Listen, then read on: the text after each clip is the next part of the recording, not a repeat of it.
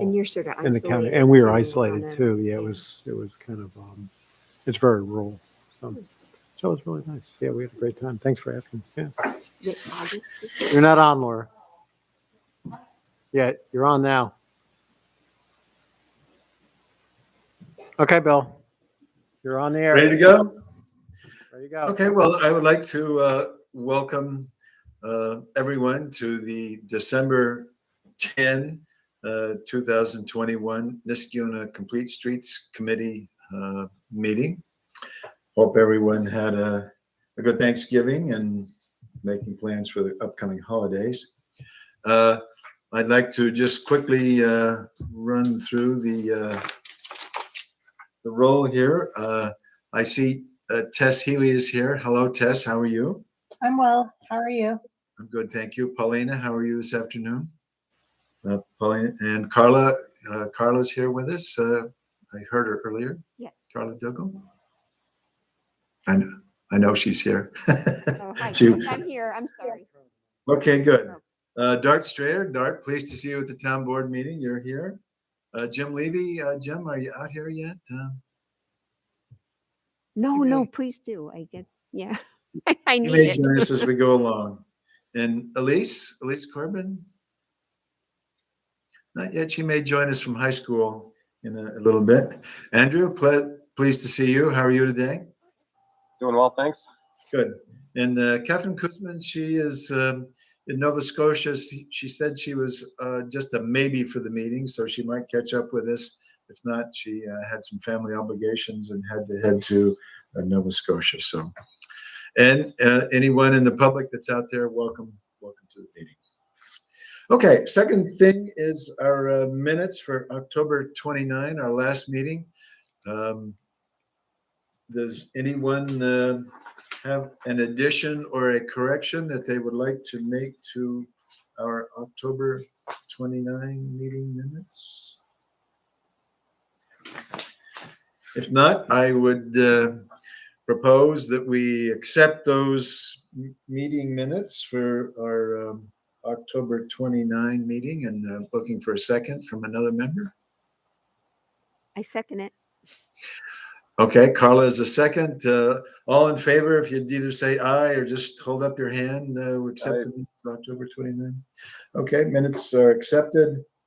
I don't know that we have some discussion items coming. I don't see anything listed on old business. Of course, we have a lot of old business, a lot of projects that we're working on, but we'll move on to business for this particular meeting.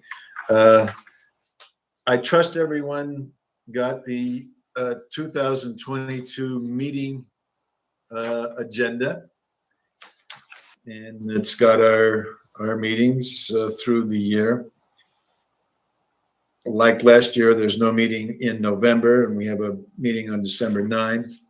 And then also Laura forwarded really the meeting schedule for all of the town board committees: planning, zoning, conservation advisory council, town board agenda meetings, town board regular meetings, economic development and the planning committee, tree council, Niskayuna Complete Streets, holidays and early voting. So it's a good table, a good chart to have if you're really wondering when is the town board meeting, or when is the next tree council or conservation advisory council. So it's helpful, and I would save it in your library somewhere so that you can pull it up, but it's very helpful to have. Okay, discussion items, planning department updates. Laura, would you be kind enough to start us off on school outreach? Yeah, so I was going through the minutes of the last meeting and realized that I still had to send an email to the new school superintendent, which I did, and just randomly an hour later the school sent out a mass email about their school improvements. So I don't know if the whole world was just converging on the same thought all at once or what was going on, but anyway, Jim Levy and Paulina Manzo are two people that are designated to work with the school on their school improvements project. So I just sent an email to the new superintendent asking when we were going to have our scheduled meeting with the architects, and then also asking on the status of the speed zone letter. I'll probably follow up in about a week and see if we can get something back, or at least make contact with her before Christmas is my goal on that one. I would note, just as a footnote to that, that I was looking at the week in review, or the Niskuna, this week in Niskuna, and they do have discussion about their plans for repairs to the football field and baseball field and the track and grandstands and other things that are part of the recreation fields.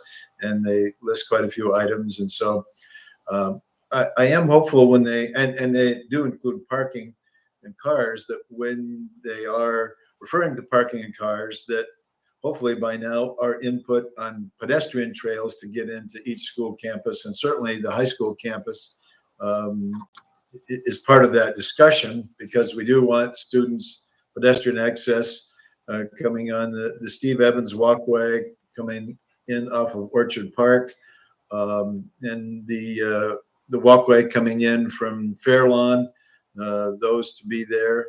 And then really a pedestrian loop, if you come in from Fairlawn, that would go in front of the football field and come around to come up to the high school building. And I guess our hope was that any pedestrian that's, say, coming over from Van Antwerp Apartments and is crossing on Knott Street East, the driveway to get entry there, or if they're coming in on Rankin Road, they're walking in from Fairlawn, or they're coming in from Steve Evans Walkway, which would be on Orchard Park, that there is an asphalt pathway that would get you to the school campus, or at least get you to where you could tie your bike up and go to the school campus. And so certainly with respect to the high school, that's kind of what we'd like to see. And we did make those recommendations to them. I'm just hopeful that the school architects have included those in the plan. So that would be my hope on that. Yeah. Okay. The second item is, oops, sorry, I took it off my screen. The Schenectady County project. So I was working with Schenectady County, I would say briefly, on the Federal Highways Transportation Improvement Program update. And I know it seems like sometimes we're not getting anywhere, but I feel like maybe the bill approach, we bring it up enough and something happens. Schenectady County is submitting for full sidewalks on Grand Boulevard. They're submitting for bike lane on Grand Boulevard, and they're submitting for repaving, but also updating the crosswalks and curb ramps on Knott Street. So those are three. There are three things that are kind of out of our control, but I think because we've had enough discussions and we sent our priority letters out and we identified Grand Boulevard a couple times as a place that we wanted to have a demonstration project, that when they were looking at repaving it, they have officially incorporated complete streets as part of their program. So yay! And Yeah. those Could you just do a little detail on those again, Laura? I mean, is this a sidewalk on both sides of Grand Boulevard in Niskuna? And then correct? Yes. would the bike path on Grand Boulevard, would it be in the green space in the middle of Grand Boulevard, or on the side? Or no, I you think say- it would be on the right-hand side, and it would be, on the road, like an on-road bike lane. But I mean, that's what we've been talking about for Grand Boulevard, so that's exciting. It Okay. doesn't mean the projects will go forward, but they were identified and submitted for grants. So, I mean, if they've done all the work to get the pre-engineering to submit them for grants, that's really great. If they do get the grants, that's even better. But once those projects are identified, I do think that they will march them forward at some point to get them done. So I just feel like that's a really big Complete Streets win, and I want to let you guys know that those were submitted. I don't know that they're going to release what gets funded until probably like March, but I'll pay attention and be going to the CDTC meetings and do everything I can to move those projects forward for the county and for Niskayuna. Okay. And then the improvements on Knott Street, would you say those again, just quickly? So the improvements on Knott Street are just mainly updating the crosswalks and curb ramps to make them more ADA accessible. Is this in front of the co-op block, or where exactly? No, for would the that whole work? street. within Schenectady County. Okay. The co-op project was approved and is funded. I know that they had talked about doing the construction for it this year, but I think obviously it's much more like, well, they're not going to be able to do it this year. I would think that it's likely that they would start it next year, though. Well, I would say just on that, if we do get a sit down, perhaps with County Manager Roy Fluman, that we could talk about our recommendation for a crosswalk at River and St. Joseph, and also the crosswalk on that at Regent and that street. So we'd at least let him know we're still interested in both of those. So Yeah, that's part of that 3-prong, the sidewalk on Knott Street, the crosswalk on Knott Street, and then the crosswalk on St. Joseph's. The town's done the most work on the crosswalk on St. Joseph's. I think one of the things I want to do is send the updated drawings over to the county to just remind them of where we're at on that. We had to put a little pause because of COVID-19 and the way that reimbursement was working with DASNY, but I know that we submitted for reimbursement a couple of days ago. So hopefully if we get some checks rolling in, then we could start moving forward with those projects again. okay. And one other thing before we leave the schools, is there any further information about the sidewalk on Plum that would go from Van Antwerp up to the school property? I mean, is that just something we're going to submit for grants, or is that something the town might allocate some money to do some work in 2022? Or I was paying attention to that, and then I think I dropped the ball right at the adoption of the budget. But it's my understanding that the town adopted funding to do that in 2022. Okay. That they submit that is included in our 2022 budget. I'll have to double check. I know it was discussed as being included, and they certainly had support from the town board members. So I guess I just have to verify that did get included. Okay. And again, just for members of the Complete Streets Committee, I mean, we're also interested in some grant money or grant funding at some point for, maybe a sidewalk on Cornelius Avenue from Ray Street down to Hillside Elementary, so that people that walk to the school, that they'd be able to take advantage of that too, and can find some grant money to do that. And I mean, I've walked it a couple of times. The west side seems like a good fit to me, and lots of neighbors over there support it, and there are a lot of families that have young kids that are supportive. So, if we can find some money, I think that project would be welcome also. Can I just interject real quick, Bill? Sure. Laura, thank you so much for championing those. I'm really excited to hear that they might come to fruition. Those are huge. It's wonderful. And thanks for keeping track of all the potential projects, Bill. But that's really exciting news, and I'm happy to hear it. Yeah, it seems like they're not listening to us. And then I get a phone call from an engineer who's designing bike paths and sidewalks for Grand Boulevard. I'm like, yes. So. Yeah, I hooray. think that's just part of being persistent, and we keep asking, we keep recommending, and you don't know where lightning is going to strike, but if we've got priorities, we've got ideas we want to get done, and we keep pushing them, then I think people, once the money shows up, they'll try to find a way to do it. So that's my impression. Laura, you should send that to Jim if he's not on this call. Yeah, I ran into him just in a community event, and I told him that, so he was very excited. Okay. Any other member on the Complete Streets have a thought on school outreach that you want to mention before we leave that topic for today? Any of the other school campuses or anything else? My only thought about the crosswalk on Knott Street is I know that it's tied into the Knott Street Improvement Project, but I really feel like it needs to be at Regent Street. I don't know how many, there's already a crosswalk by the parking lot in front of the co-op.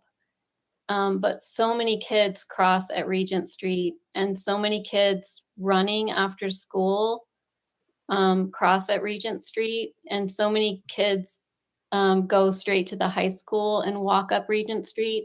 And I just really feel like if we had a crosswalk across not at Regent, it would benefit so many kids and make it safer to cross there rather than closer to the co-op at Clifton Park when there's already, that pedestrian crosswalk right in front of the co-op. And if we're trying to space them out for vehicles, one at the co-op and then one further down at Regent Street makes them further apart for vehicles to stop. I would just really push for that. I agree with Paulina.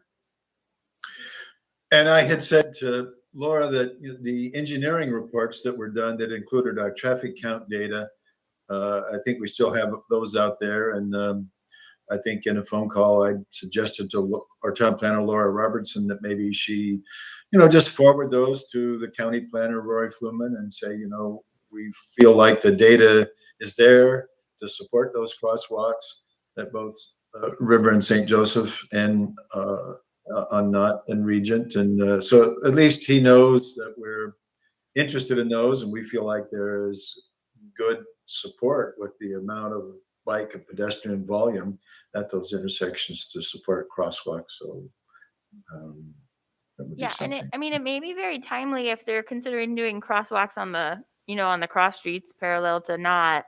Like, how hard is it to do a perpendicular one across Knott?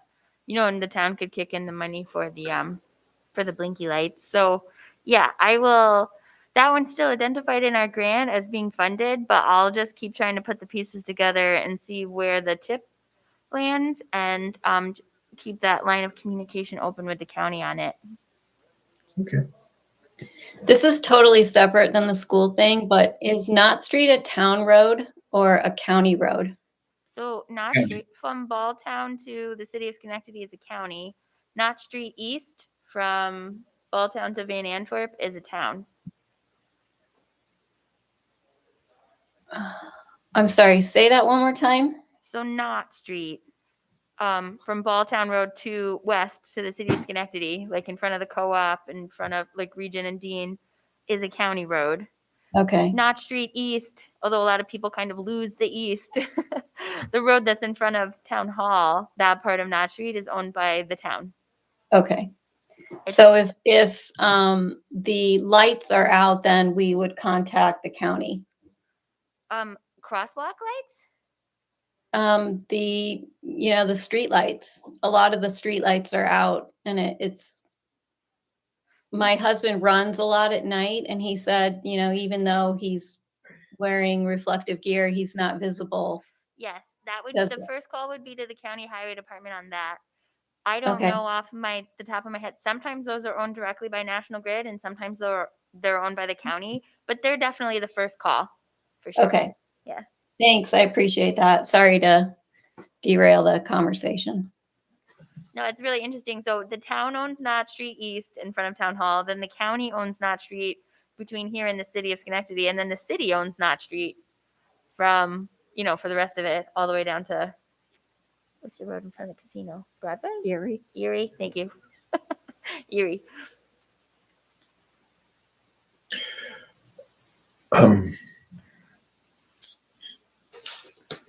Okay, so the third report that I wanted to bring up was 1356 Balltown Road. Before we jump that, Laura, can I just ask if anyone else on the committee has any else on the county projects that they want to offer or say anything about? I mean, I agree with Tess. It's great news about Grand Boulevard, and we're working on Knott and River Road, and but anyone else on county projects? Okay, let's go ahead with 1356 Balltown. Thank you, Laura. Yeah, no problem. This just a quick update. The plans haven't changed since you saw them at the last meeting. And they did extend the sidewalk all the way from Van Antwerp Village Apartments all the way to CVS, which we talked about at the last meeting. So that was, I think, a really good win. But I just wanted to let you know the dates on that are, it's going to the zoning board on December 15th. So that's kind of a big milestone in the project. And we'll see what happens to it from there. But if you're keeping track of it, keeping an eye on it, our comments got forwarded. They did add the sidewalk, and it's potentially before the zoning board on December 15th. Do you know what they're asking the ZBA for? What sort of variance they're asking the ZBA for if it goes to them? I mean, the variances are related to the fact that they're townhomes and not single-family homes. So single-family homes typically are on larger lots, and these are smaller. And obviously the building is, we used to call them at my old job, 0 lot lines, because the building crosses a lot line. They're still single-family ownership properties, but you know, you need area variances to setbacks, you need area variance for frontage, you need area variances for the size of the lot. There's it's a big area variance package that's going to the zoning board. That may change what the project looks like. So we'll bring it back to you guys, you know, based on the outcome of, or if it gets denied. But if, you know, if it gets approved and changed, I'll bring it back to you guys for another crack at it. Okay. We'll see what And happens. you mentioned that you were going to contact WRGB about, I did. Yep. would they be okay with a sidewalk coming over to the extension across Almeria, and whether they'd be troubled by pedestrians walking in the back of the building to get down Well, to? actually, what I reached out to him based on the last meeting was, I think we said, like, let's figure out if we can curve the road or do some kind of a connection there. I think Jim felt like he had a good driveway idea for them. So I reached out to them for an access through their parcel, and they were willing to meet. I just have to schedule the meeting time. Okay. So just for those that might not have been our last meeting, I mean, looking at the project, kind of the townhomes behind CVS on Aqueduct and Balltown Road, that if you lived in one of those and you wanted to get to the post office or do some grocery shopping at ShopRite or go to a concert at the high school, I mean, arguably you could come out to Balltown Road and walk on the sidewalk and then walk on Knott Street East or cross there. But chances are there would be some people that would just kind of come out to the side on the road that's across from Almeria and would walk on the road behind WRGB, that's where KinderCare is, and the parking lot for the new hardware store, and get to the sidewalk by the post office and walk across. And also, I've been thinking, I don't know whether, would it make sense to have a crosswalk in front of at the entrance to ShopRite there where the post office is, going across Knott Street? I don't know whether it's something to think about for anybody that walks that area, just to. Yeah, on that topic, on that section of Knott Street, I mean, there are pedestrian crosswalk signs on the side of the road, but there's no actual crosswalk in the road. So there's a couple signs along the side of the road indicating pedestrians will be crossing, but there's no actual designated crosswalk anywhere. Yeah, I do believe there needs to be a painted crosswalk at the ShopRite entrance. So, I mean, there's cars going back and forth there, but when you're walking on the side path on Knott Street East, either coming from Balltown or going to Balltown Road, that's a busy intersection. You have a lot of cars coming off of Balltown Road and then exiting cars. And, you know, if you're a pedestrian, a lot of the motorists are like, hey, what are you trying to do? Walk across the street. This is for cars. So we would need that. And, you know, even at their other ramp further down, it would be nice to have a painted crosswalk there as well. And we should ask for that. And then maybe just think about a crosswalk, you know, from the post office, really from the ShopRite entrance over to the post office, whether that's something, maybe it's the top of a hill, maybe that would be a nuisance for cars to have to stop. But, you know, there are pedestrians that are crossing there. So if we want to protect the safety of pedestrians, it's something to think about. And Laura, I think we did ask in the original site plan for the ShopRite grocery, did it include crosswalks? And maybe it didn't. So I don't know if we can ask them, whether if we ask them now, it would just be a courtesy for their customers. And I'm all for sending them a letter. The worst they can do is say no, but you know, we ought to at least ask, I guess. And so that's the thought. We asked them once when they were repaving. They said yes, and then didn't do it. but we don't actually have any like legal ability to enforce them to do sidewalks yet. But if they were thinking about doing like an ATM in their parking lot, and so one of the things that the planning board and Clark and I identified was if they're going to get the benefit of having an ATM in their parking lot, they'll have to add the crosswalks. Like that would be part of the approvals. That came like a couple months ago and it hasn't come back. But if that comes back, we can definitely mandate crosswalks. In the Okay, interim, that'd be like super. sending a letter, you can always do that. Like, but it is at their discretion right now if they want to add sidewalks. But if they continue with any type of, parking lot change, we can mandate crosswalks. Okay. Well, on 1356 Balltown Road, I mean, the sidewalk does run down from CVS to the Van Antwerp Apartments. And I guess we still have to think about, what happens to pedestrians when they get there. And I don't know whether the Van Antwerp Apartments folks would say, gee, thanks, you have a pedestrian walkway that stops. And we know there might be some people that want to get over to ShopRite or whatever, and are going to be going through our parking lot. I mean, walking through the parking lot, which, some people do now. It's kind of already an informal pathway. But I mean, I don't know if at some point we want to sit down with them or not yet, or not now, or I mean, I know that we talked about the prospect with the apartments on Knott Street East, that we do have a little bit of access way there, but that gets you 1/3 of the way along the back fence at the Van Antwerp Apartments, but not any further. So I guess that's something to think about. So anyway. Anything else, Laura, on 1356 about the project that you want to tell us? Or are they going to do internal sidewalks there in 1356? They don't have them proposed, but that would be something that we could theoretically work on with them, as if the plan progresses. Okay. I mean, I certainly would support that. I assume other folks on the committee would be supportive of asking them, as part of the construction of the project, that they have an internal sidewalk system so people could get around on it. So. Okay. Anyone else have a thought on 1356 Balltown Road that they would like to mention at this point?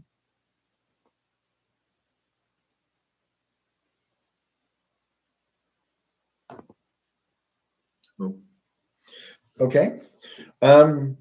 Let's move on to discussion items. The Empire State Trail signage. Laura sent that out, and I also sent a copy of the report. I've been reading some of it, and well, I'll just throw it open. Any member have a thought on reading the report so far on something? It seems like Metroplex is collecting the comments, and my thought was, if we had a collective set of remarks that either under I could send it, or Laura could send it, that we would send them to Jamie Lahat, the executive director, or Ray Gillen, director of Metroplex, to say, here are this unit complete streets comments on the wayfinding plan, and some comments that we would have. And we have some time to collect them. So maybe if we were on the 10th today, if we went to the 20th to get comments in from the committee, and then type something up and submit it to Metroplex, so we make it by the December 31 deadline. And I have a couple thoughts, but I'm happy to throw it up in the committee to see if anyone else has a thought. I thought it was very thorough. I was just curious, and maybe I missed this, if they were addressing I'm a frequent biker on the bike path. I usually bike it from my house, so I stay close to home. It's exciting, to read the New York Times article on the Empire State Trail that they had a couple months ago, and seeing how close places are, and how they've developed the trail, and then just looking at this report, and looking at segments of the Empire Trail close by. I mean, how easy it is to get to them and the parking and everything. And I'm excited to explore these things. One thing, like if you go to like Lions Park, I think in the report, did they address locations in the adjacent counties? Like you go to Lions Park and you see the sign like Albany, Buffalo, Schenectady distances, and that's cute and creative, but also like practical distances, like if you wanted to go to Cohoes Falls or the Colony Town Park. I mean, are they trying to keep it just to focus on Schenectady? Or could you have some kind of like, sub signage where they actually give very practical distances for people that don't have odometers on their bike, and just, that kind of thing. So at Lions Park, you would suggest a sign there that would maybe list some other items close by to Lions Park that you could bike to that people might be interested in seeing. Yeah, on the Albany County side, because they focus on, they very thorough with everything within Schenectady County, and I think it's great what they're doing. But like, and I'm not familiar with, I guess Montgomery County is the other side. I'm not so familiar with that because I haven't really biked out there. But I always go in the Colony direction, and you could put little. I mean, there's a viewing area right before Fort Ferry's Road. And just like those things are practical for families who, don't have, they're not serious bikers with the odometer on their bikes, and they just want to like have a goal and go out to a certain spot and back. And if it's on, I mean, ideally they'd have their iPhone with them and they can probably put those kind of things in, but I'm not sure that they're even addressing the Albany County or the adjacent counties. I think they do actually. They list, Buffalo and then, miles to that destination, Albany, miles to that destination. They've got it, limited because I think their focus is on Schenectady, but clearly they recognize this as a continuous path and people are going to explore beyond just Schenectady. But, they've got a limited number of signs designated for beyond the Schenectady area, and then they've got miles to that destination. But that is a good point. But they've addressed it in section 4 under directional signage. Yeah, I mean, maybe the one thing we could say is they seem to have like locations along the bike path, like the Pattersonville parking and the Kiwanis International parking. Like if the Forts Ferry parking, well, I don't know that there's parking for it, but if the Forts Ferry lookout is super cool, then maybe we could just suggest that they add one more tier 1 location so that they put miles to like the Forts Ferry lookout. Yep. Yeah, there's also Yeah. the Fox Meadows, Yeah, Park, the Mohawk, which we've Oh, done. yeah. You park at Lions Park, you go down and do the Fox Meadows and is then come cool. back. Yeah. And as a destination, even to go to like Colony Town Park or Cohoes Falls is a nice bike ride from, like, you leave your house from Niskayuna and you can go for a longer bike ride. You can go over there. The Shaker Bay neighborhood is beautiful to drive around to as a little loop. They could probably, though, realistically, because it's Schenectady County, they could probably only do one in. So we would have to pick the one in That's to most- Colony Okay. and just say, okay, can you put a sign to that one? Is my guess. Okay. I'll put that in. They do mention the QR code so that more discussion, so that if you were, say, at Lions Park and you put in the QR code for anything that was, say, within 5 miles of the train station park, interesting things that you'd want to see, and some of the things that you mentioned, Carla, could be there. The Colony Park, Cohoes Falls, certainly a neighborhood that has some historic things in it, all those things. And I think, I mean, they obviously want people to use it and be aware of other things that, they could see or go to. And so, I mean, I would suggest if you want to submit those ideas as part of our memo, that we would recommend to Metroplex that they include your ideas, at least in the QR codes, even if there's not signage at Lions Park it has Schenectady County stuff, but maybe not Albany County stuff. But you'd mention those, so if somebody has a phone, they can put in the QR code and they'd see the other attractions that would be around. So. I thought this was really well done and really well thought out. And I was wondering if there's any way we can piggyback on this. And, my original thought when I made those bike path signs was to reach out to the neighboring communities so that we had consistent signage all along the bike path. But, they're doing this much research and effort and putting this much money into this project. Maybe we should scrap my signage and wait and see what they come up with, and then, mirror ours on their signage so that there's some continuity, at least in Schenectady and Niskayuna. And Laura, could you build put on what these they're doing. email so that we can look at them? Yeah, because the other thing I was thinking about that, Paulina, is we send them your sign and say, did you consider any share the bike path signage? Because maybe they could put it up as part of this plan too. I think they have it listed somewhere, the ideas that they want to put on the sign. Under section 2, trail etiquette signs. And then they have a bullet list of content, which other than 911 is pretty much what I have. Yeah, that page right there.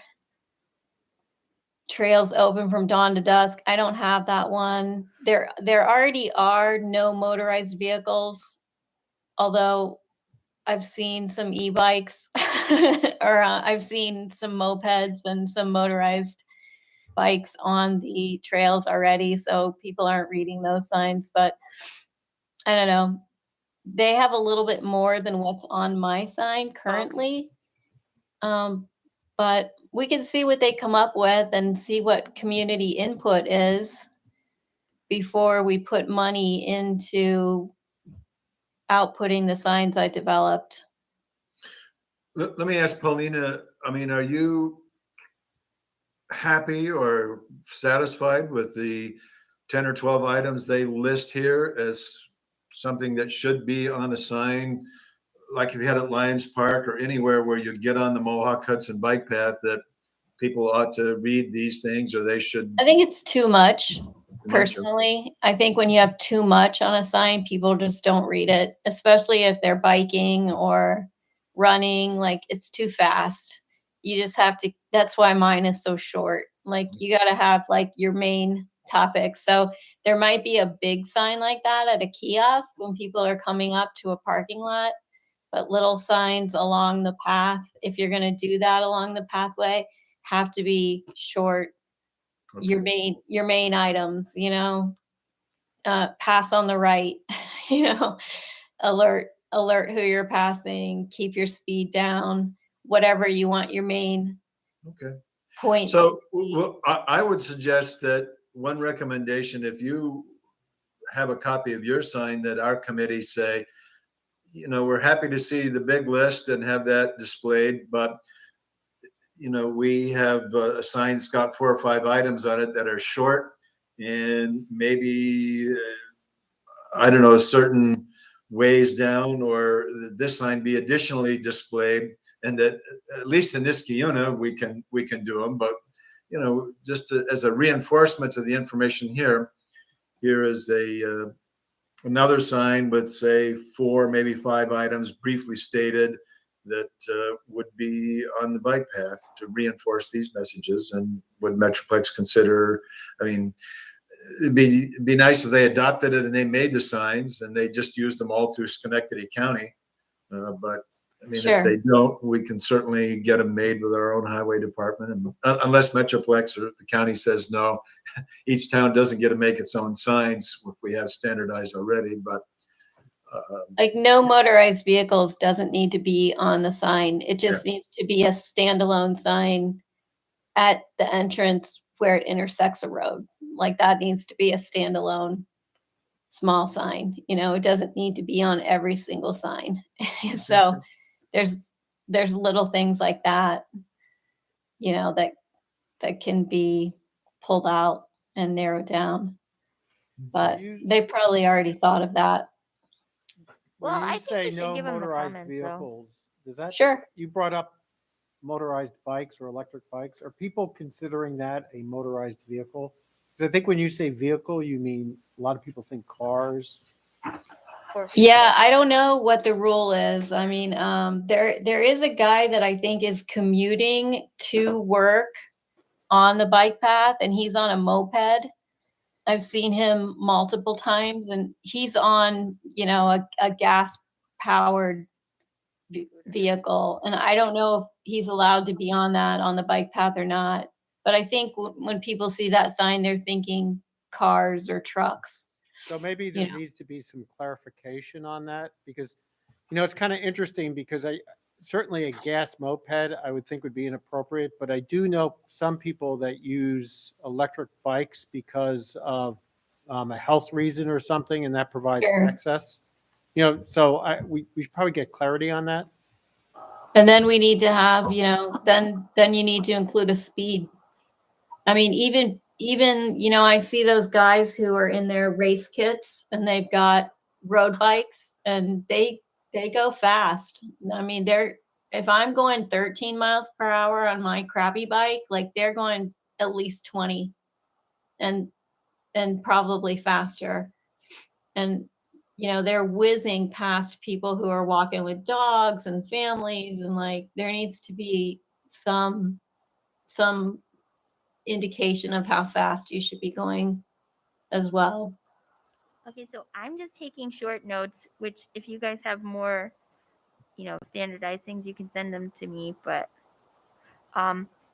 we would want to potentially request another tier 1 location, towards the Colony side that would have the mileage. We would put comments on the signage structures, because I completely agree with you, too many words, nobody's going to read it. Comments on what's defined as a motorized vehicle and a possible speed limit.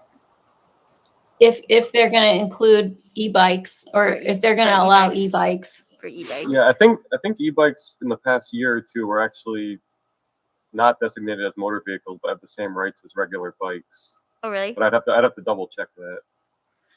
It's interesting because more and more bike shops are selling electric bikes. So, I mean, this is going to be an ongoing issue. It's probably going to get more of an issue as time progresses. Yeah, I mean, I feel like e-bikes, they don't have a motor, right? Well, no, they have electric motor in the hub. Oh, they have electric motor. It's electric motor in the hub. Oh. I don't know what the max speed is, though, of an e-bike. So if you have an e-bike, then Paulina, you're saying maybe the county needs to think about a speed limit. I mean, if you have just a physical fitness powered bike, I mean, somebody goes fast. If they're going 20, they're in shape and they want to go 20. But if you have a bike with an electric motor on it, then there should be a top end on that, or I mean, what's really an unsafe speed in the bike? Yeah, so if you look on the FAQ of the Empire State Trail, they do have a section on e-bikes and that they're allowed. I guess there's various classes of them. Yeah, what I was thinking, Just Bill. speed limit on there, Andrew? I don't see one right now. It's like, I don't support a speed limit. I think that the bike trail should be for the dog walkers, but it should also be for people that want to ride fast. Okay. I think if you were going to add something, it should be that, while passing, you need to I agree that if you're right at an entrance and there's a lot of people, they shouldn't be going as fast as they can, but just to put this default speed limit, because right now you could go down to the bike trail and there's not going to be anyone there and you can ride your bike really fast. Okay. Yeah, but that's a human powered bike, and how fast can you get up to that? Whereas on an e-bike, you can get up to 35 miles per hour. So it's never been an issue in the past tests. Okay. Oh, so you're saying the speed limit only applies to e-bikes? That's what I'm saying. If they're going to allow e-bikes, then they need to consider posting a speed limit, because people on those bikes can get up to 35 miles per hour. And then if you're not comfortable on that, or you're, a newbie on it, and then the path is crowded and you're going fast, then what? I would venture to say, though, that people on road bikes can get up to 30 miles an hour or 35 miles an hour pretty easily. They probably can, but it's probably not as common, and they probably are doing it when there's less people. Like, I have been running in the afternoon and there's only a couple people on the trail, and those, like I said, those guys in their race kits are out there and they're going pretty fast, and they probably are going 20 or more. Yeah, but there's a certain amount of knowledge and skill and know-how to get yourself in that shape, in the shape to be able to level to do that. Right. Where I've seen people on e-bikes that don't know what they're doing and they're going pretty fast. Yeah, but I think the concern is, and I've sort of changed on this, because we used to just use the bike path just to ride our bikes. Yeah. We would really go on it. And now we use it to walk a dog. And I think the concern is if somebody's coming at a good clip and the dog, we have a puppy, is somewhat erratic and goes out. I mean, that could be a really difficult collision. No, I for both completely parties. agree. Yeah. Yeah. So maybe the thing is to really drive home that you're sharing the path, and that bikers need to yield to pedestrians. So if you set that up, then maybe people will self-limit. Yeah. Yeah, I think it's something, I mean, we're not like the super experts, but if we pass that comment on to Metroplex for them to think about, maybe they could dive into it. Right. I mean, what I was thinking with the electric bikes, at least the examples I know, is like there's a couple of people I work with that have hip problems, and they can't use a bike to go up the hill, but they'll ride on level ground. So they'll engage the motor part to go up the hill. Yeah. Mm-hmm. As opposed to like whipping down the trail at 35 miles an hour. But yeah, it's You're going to get all sorts, though. Yeah, I know you will. I know you will. Okay, I have a couple of things, Laura, that I wanted to chip in. One is a question of the QR codes. Would we want to have a QR code? I mean, would we suggest to Metroplex that here's a copy of our Complete Streets connectivity map that someone coming across from Buffalo or going across the state on the trail, that they come to Niskuna and they want to get around here, could they access our non-motorized connectivity map just by putting in a QR code so they could see if they wanted to get somewhere in the town, they'd be able to access our map. Yeah, we can ask for that. Okay. We need to make sure it's online. A second thing,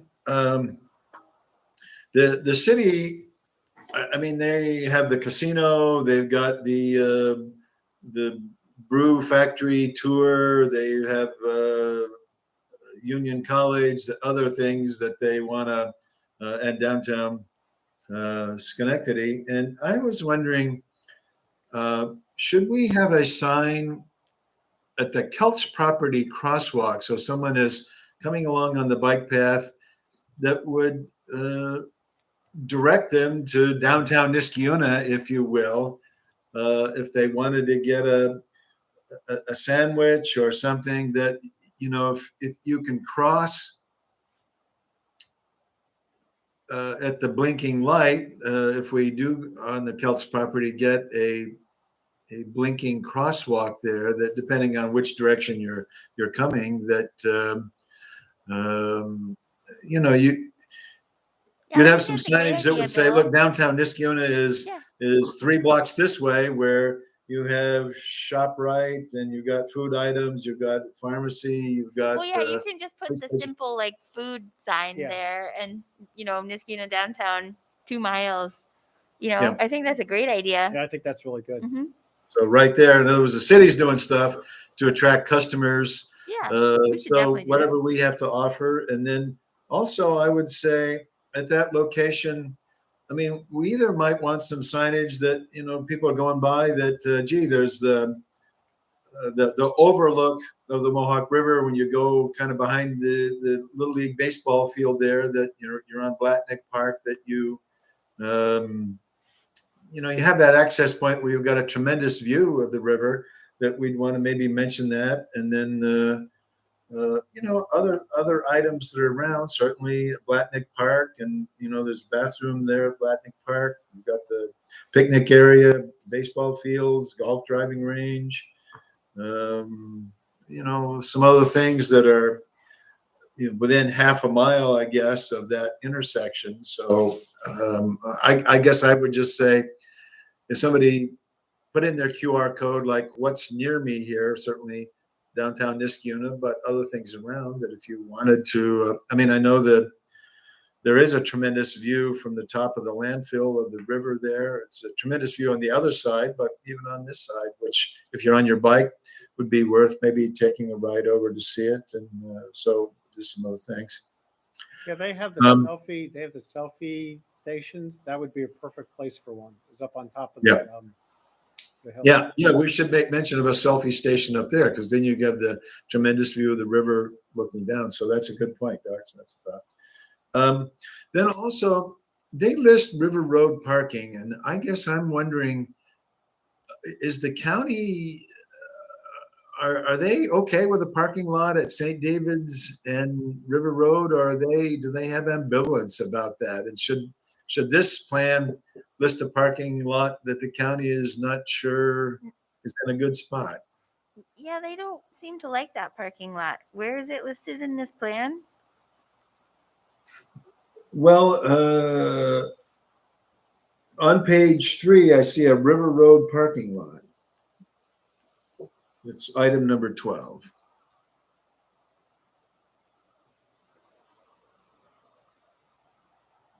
They also have a parking lot east of Balltown Road. Is that up on E Street and William Street? Or again, I'm on page 3 of the report. There is a parking lot up there. Yeah. So, I mean, Yeah, they there's want to one at the mention end of that. East I think Street. that's Yeah. useful. You can park Yeah. your car there, get access to the bike path. And I think the county would support that. I'm just not sure the county wants to draw attention to a 6-car spot across from St. Joseph's Lane and River Road, whether they really want that to be a parking lot or not. Yeah, I'll put that in there. Although, like, the point of it is that you're putting the trail etiquette signs there, right? So even if the parking lot gets removed, you could call it River Road Access Yeah. instead of parking lot, and then you Yeah, can- maybe we should at least it- take the parking lot. I mean, I guess if Mr. Fluman and Mr. Landry or others don't like the idea of a parking lot being there, that they wouldn't want to list it in this report as a parking lot. It would just be an access point and not a parking lot. So, You know, that is going to be problematic though if they remove that parking lot, because I think people will park there anyway. I've got a plan that would make it pretty hard for people to park there and very safe for pedestrians to cross. okay. Yeah, I had the engineers design it. Okay. Yeah. Okay.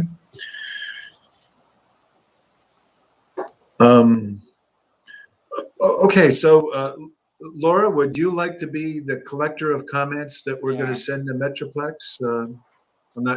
I know I offload too many jobs to you and poor Mr. Henry, but anyway, I would like to say to everyone that as you're reading the report, if you have another idea or something you think should go in, why don't you at least send those to Laura, and we'll try to put together I actually think it might have a little more impact with the folks at Metroplex if here's a town committee on complete streets. That's kind of our business, looking at these things, that if we say, look, here's 10 items, we read the report, here's 10 things that we'd like to recommend, and here they are, that I would think they might be more likely to adopt the changes. So, but if anybody has anything else, I mean, I even haven't finished the report the whole way through, but if you think of something else, please send it along. Okay, anyone else have a further comment on the Empire State Trail signage? I actually thought it was really good. I'm glad to see it. Okay, good. I just wanted to add about a prior discussion regarding speed humps. And I had offered a summary of information about them in the village of Colony. And then we had a few follow-up questions. Like, I have continued to try to speak to the same person who manage the construction and implementation of them. And he was so helpful initially. And now every time I call, he's either not there or he's in a meeting and he never returns my calls or emails. And so I'm just going to forward what I have to you, Bill, and CC Carla, because I think you mentioned that she might want to pursue it, but I'm giving up on it, and I'm baffled because he was so nice initially. It's very strange. Well, I mean, it's hard to know. Maybe they don't want to meddle with highway issues in Niskuna, and but I thought it was very useful. And even if you have a 2-page or 3-page write-up on what you gave us before, I think that would be great. And some of the questions that we have, we can think about how best to do those. But I really think the value is a clear example of speed humps in a neighboring community that they can plow the snow off. The residents are happy with them.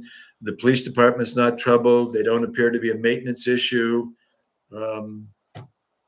They work for the neighborhood. There's a school that's on it. So I think we should just take the information we have and share it certainly with the town board, or just share it with the members of the committee as an example of a road where speed humps work. And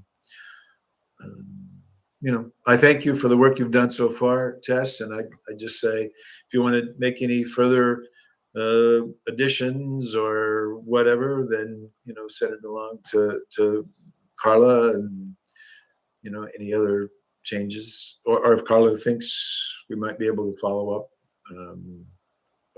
The only thing I didn't try was just showing up there in person, but I would, except it seems like he's not there so often, and it's about a 20-minute drive away.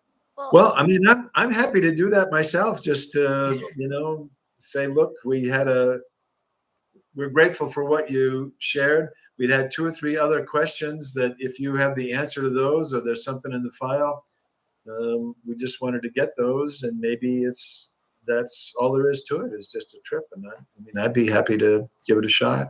All right, good for you. Thanks, Bill.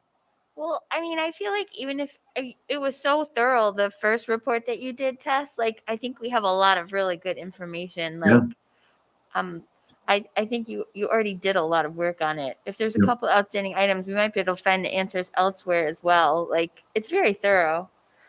Thanks, Laura. Yes. Okay. And again, thank you, Tess, for your work on that. It's really good. It's a really good example. And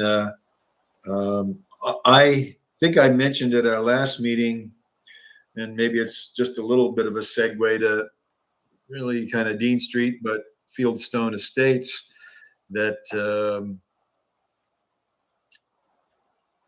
looking at the traffic information on Upper Dean, the speed data, it really appeared to me that one thing that we could recommend for Fieldstone is just that the town put a speed control sign, a speed monitor and control sign on that street. It just did seem to be effective on Upper Dean. And I mean, if the town board is not sure about use of speed humps, that's a separate discussion, but at least the data that we see collected by the Niskuna Police Department, the effect on Upper Dean is that, it's a 7 or 8 mile an hour reduction in speed, just having a speed monitor sign there. And so I guess I'd like to maybe make it an item. If I'd like to ask members to drive Fieldstone and to think about, to me, I almost think it would be something that the Complete Streets Committee could recommend to the PD, that, they buy some more of these, or if they've got some, that they put them over on Fieldstone, because it's not hard to put one in, and it seems to be effective. And if you get 7 or 8 mile reduction in average speed, I think Bill, the rest I talked to the new police chief has kind of designated one of the policemen to be in charge of, like, investigating, speed complaints and really tackling, some of these issues. And I was talking to him, and he told me that they're I guess they have to be calibrated occasionally. Like they sort of need like tune-ups like cars do. So they're right now in being tuned up, but I mentioned to him Fieldstone and your observations, and I believe that he's going to try and put one out on Fieldstone to collect data for us in the coming weeks. Okay, good. Yep. Good. Okay. Again, I shared the news clip on the CDTC about Sandy. Is it pronounced? Miskowitz. Missowitz? Miskowitz. I mean, we have, I've attended some Complete Streets meetings where she's been the chair there. And again, I shared it with people because I just feel like the Capital District has got a friend in Sandy, the Capital District Transportation Committee, who's very much into land use planning and sees the ability to move around pedestrian and bike trails as being important for a community, being able to get places in your community without having to get in your car. And it's something we've been preaching, that we have a friend there, an advocate, and the infrastructure money that have been approved by the $1 trillion by the federal government. Some portion of that money is going to find its way to the Capital District and Schenectady, and that hopefully, I mean, if the example of Grand Boulevard is we had some ideas and they maybe were no at the time we did them, but now they may bear fruit, that if we have other ideas, that if federal money now arrives in a community, that we have ideas like a side path on Rosendale Road or crosswalks at St. Joseph's and River, or Regent and Knott Street, or a sidewalk on Cornelius, or other projects that, we ought to be trying to get them funded. And I did notice in the article by Sandy that in the city of Schenectady on Craig Street, they're going to do some sidewalks with a buffer to the road, some bike paths, and some trees. And the county, as we mentioned before, did get about $900,000 in Climate Smart Communities grant that's now being used in Uplaws, that's doing the sidewalk to Sacandaga Elementary and Glencliff Elementary and another middle school.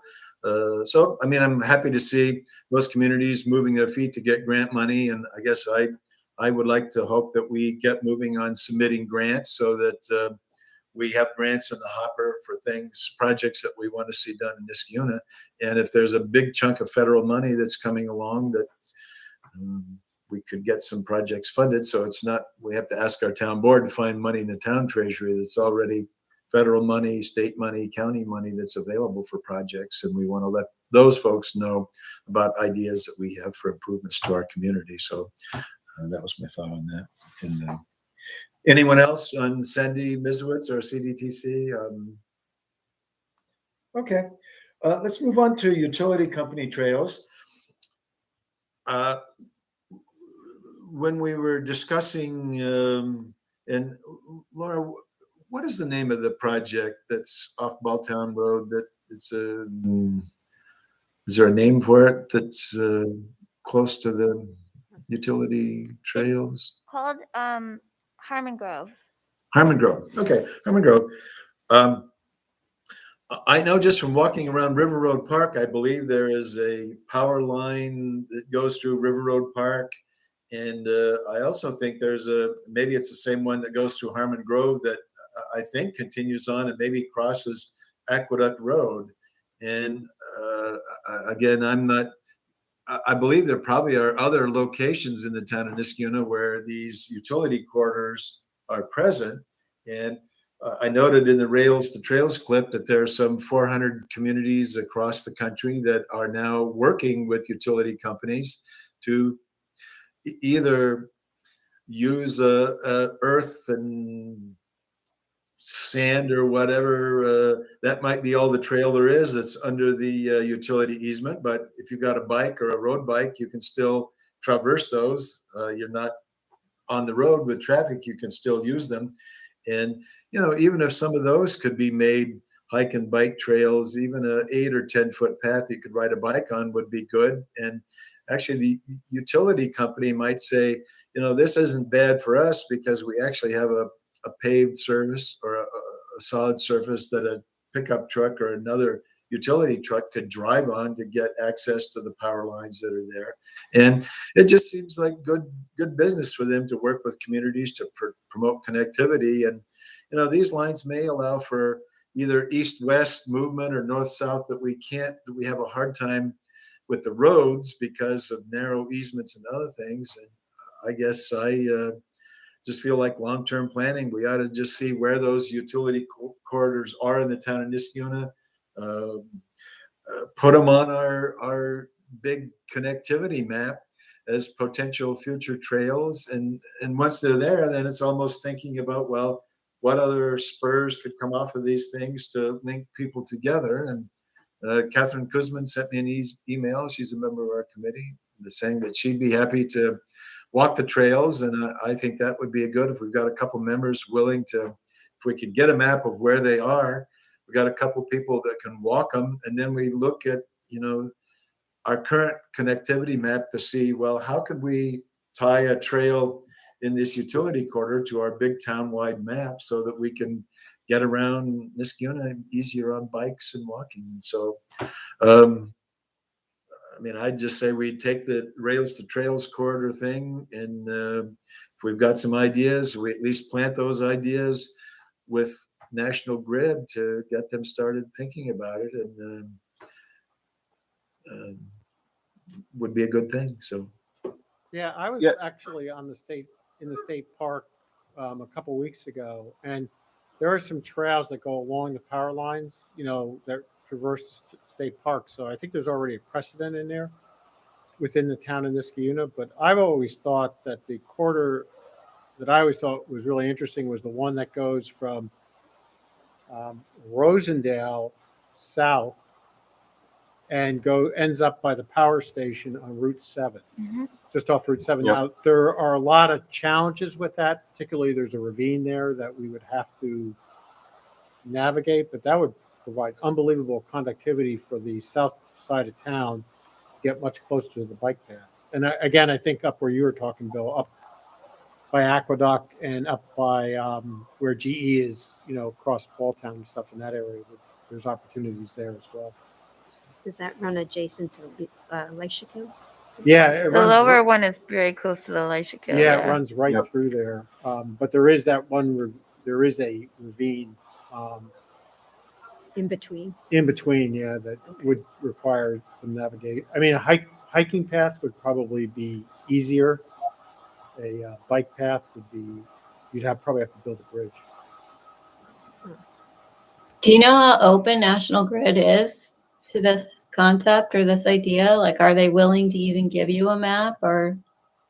Yeah, so after you sent that article around, I did some web searches, and the Albany Hudson Electric Trail is on National Grid right of way, and it has if you look it up online, there's a preliminary study before it was built about getting the coordination with National Grid, and National Grid does have like a right of way manager contact that I don't see why it wouldn't hurt to send an email and ask what the process is to do that.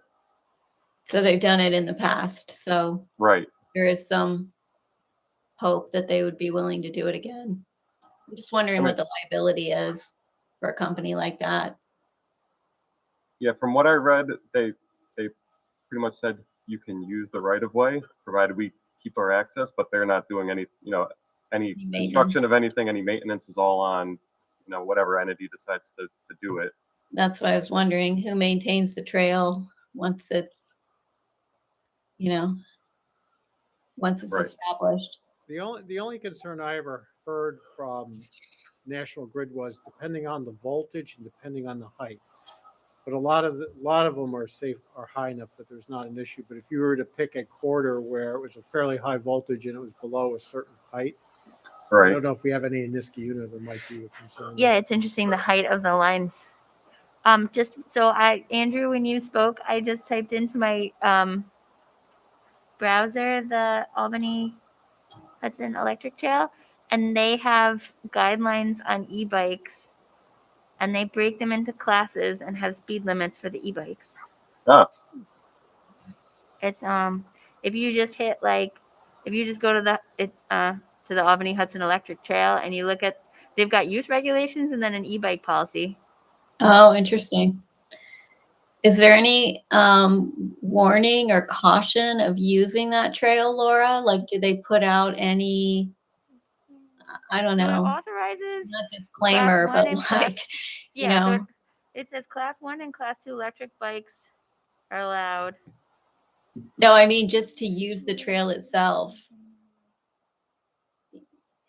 Like, You mean, are pedestrians not yeah, allowed on or anybody, like, something? is there any, I'm just thinking like liability for the company. Like, what if you were to injure yourself, or what if you were to injure, you know, to damage their property? Yeah, I think in the crossings in Colony, they have utilized the power lines for trails to connect the park to the neighboring neighborhoods. And I know I've walked one where they've put basically fences around each of the towers.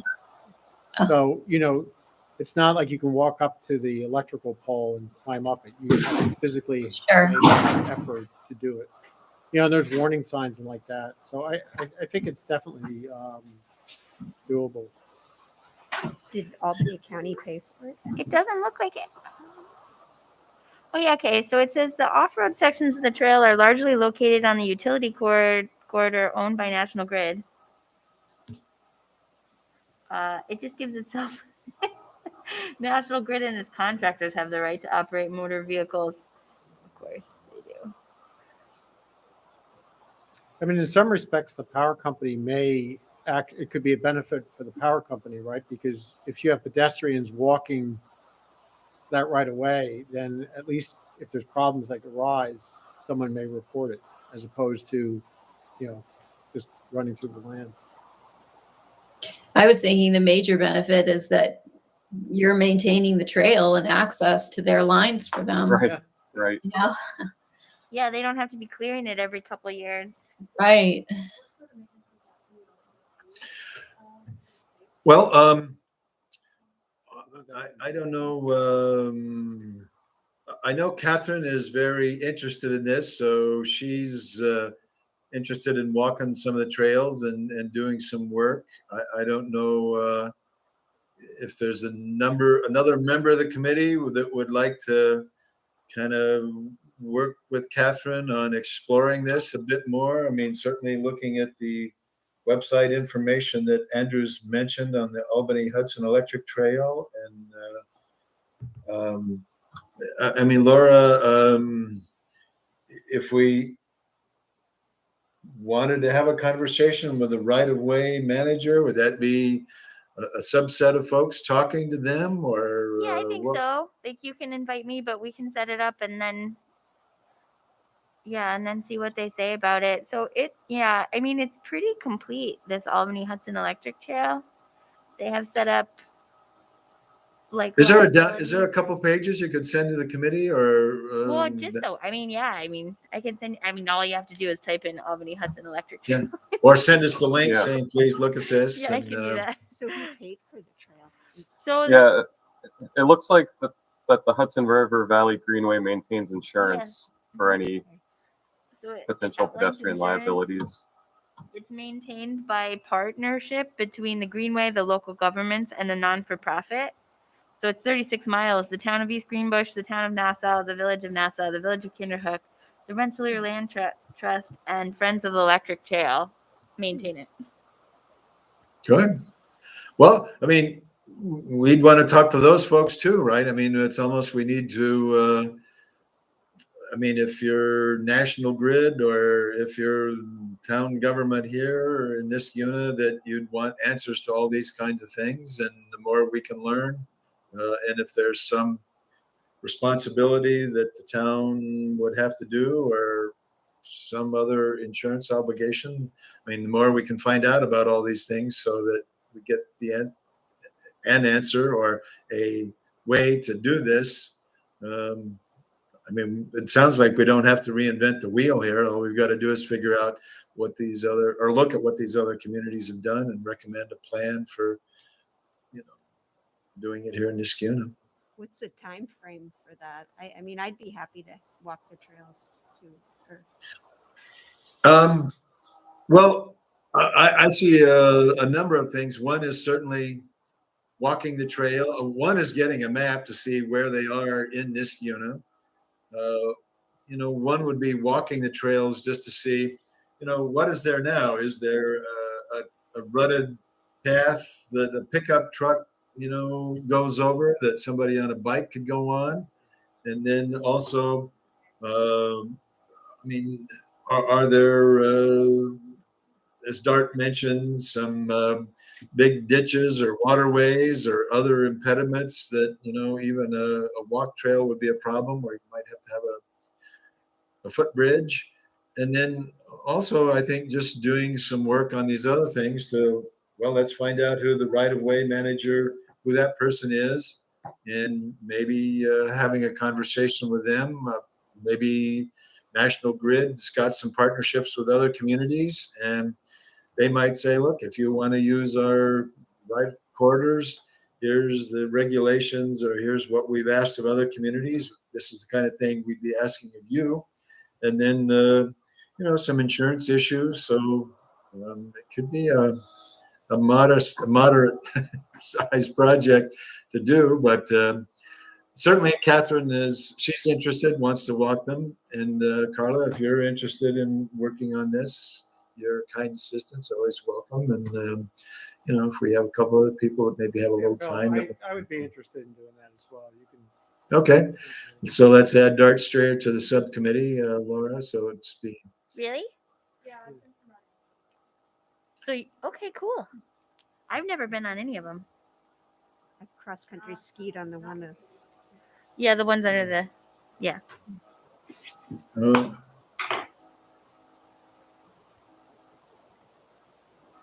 Okay, I'm sending you guys a link because actually I think it's really interesting. Like, it has a lot of stuff that we discussed previously in this meeting that they've already addressed. Like, even mobility issues, they've got all the rules and everything in here. It's really interesting.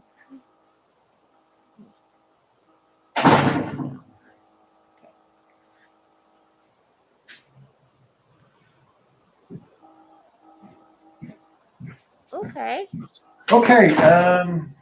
There's some other things that we need to be thinking about, which I'll just try to run along quickly here. Committee work. One, I need to send out the goals that we had for 2021, and so we need to revisit those and adopt another set of goals for 2022. Now, maybe there'll be some similarities there, but maybe I can put out a draft set of goals for 2022, and people can either say, Bill, I'm tired of hearing about this, or I want to add something. Then I think we ought to take a look at our priority letters for 2021 and see, look, do we want to send the same thing, or do we want a different set for 2022? And then also, we still haven't met. Actually, we didn't meet with the county manager, Rory Fluman, in 2021, although Paulina insisted we do so, and we promised her we would, but we haven't done it yet, although Laura communicates, I think, with the county. But we need to look at those priority letters, and we also need to meet with the state. If we want to get across Troy Road, we've got to let them know we need some crosswalks, and we need to ask. And we've said here, I know I've said, if you don't ask, you don't get.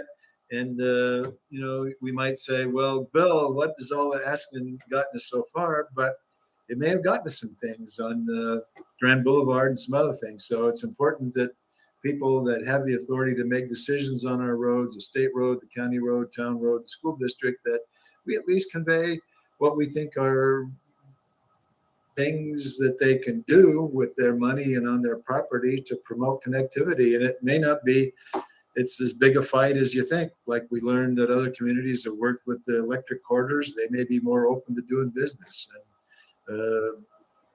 I think county managers, state, if they get a big chunk of money, if they know some things that we think would make sense to spend money on, then it's like, hey, we've got a local group that's got some ideas, the town board's behind those ideas, and so we're not gonna have to fight City Hall to do some of these things. These are things folks in the community already want. Thank you, Tess. We'll do the report on Mordella Drive. Gonna follow up on the safety signage. I mean, gonna communicate with Metroplex so that some of the items we want. I'm happy, maybe Fieldstone Estates Drive. We talked about updating the transportation chapter in Plan 2013. Well, 2023 is right around the corner. So I'm hopeful the town board is going to get a committee together pretty soon to work on updating the town master plan. I would think that the Complete Streets Committee would, I mean, we'd want to maybe submit a draft of Chapter 7 of the Transportation Plan for Niskayuna to the town's Complete Streets Committee to take a look at. And, you know, some ideas that we've had, which would be things like, well, hey, we've had these ideas on the school campuses, how to make them more walkable, and how to, if all the 7th graders are now going to Iroquois and 5th and 6th to Van Antwerp, then what are some things we need to do there? And the utility corridors, what do we need to do? Let's work with National Grid on that. And Bill, you know, plus us all the stuff that we've talked about, but we basically need to, you know, make that a goal and get started working on that. I have to give you a 3-minute warning, Bill, because I'm the only one doing the recording. Okay. Well, anyway, and then obviously I've, you know, trying to get the, I mean, I've gotten a list of houses on Rosendale Road, I think are, you know, our county legislators, and maybe if we talk to Roy Fluman, the county, that, you know, I'm encouraged by what they've done in Applause. I'm hopeful they consider doing something like that on Rosendale Road. And so just another goal for 2023 is to do the background work on that project so that, you know, if the political will is there and some money shows up, that that's something we could do. And then the state DOT meeting, that's another thing that I want to do quickly. I spoke to Carla before that, I mean, some of these assignments that I need to do myself is that is to type up a draft of our findings on the survey, get that to the town board, have that document as something as a support piece for what residents want to see, and that, you know, ideas that we've had are not, some we do get out of our own back pocket, but many of them are ideas that residents have put forward. They've indicated those in the survey.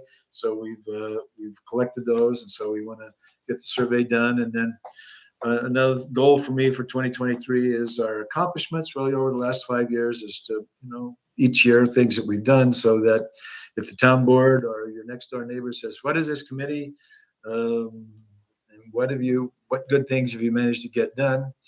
I mean, we might loosely take credit for some things that we didn't actually sell the pumpkin pies to build, like the connection down to Rosendale Road on Floral Acres, but other things that we've supported, and just so that our town board knows that, hey, we've got some citizens that are working on these things and some good things happen as a consequence. So those are some thoughts that I've had. So anyway, anybody else have something, a priority or something we need to be thinking about? I mean, we do have to have a demonstration project for 2023. We talked about a couple different ideas on Lexington Parkway and on Wyoming, and we might still do Lexington Parkway, but we need to, if we have other work we need to do on a demonstration project, if we have legwork and talking to citizens, we can be doing that even if there's snow on the ground, so that we're really ready to go next summer. So, and I'm assuming everybody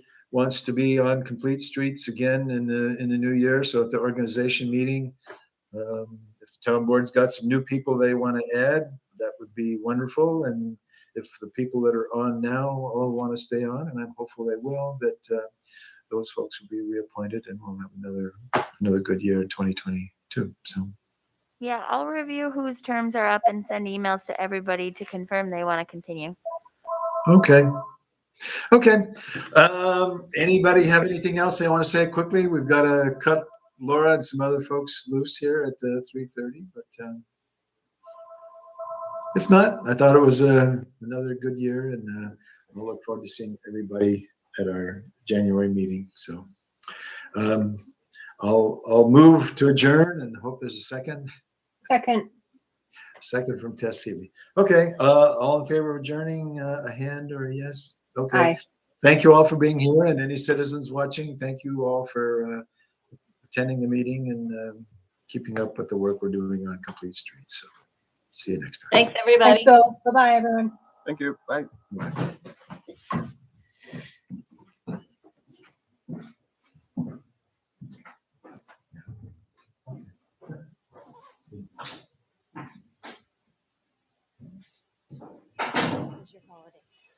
Yeah.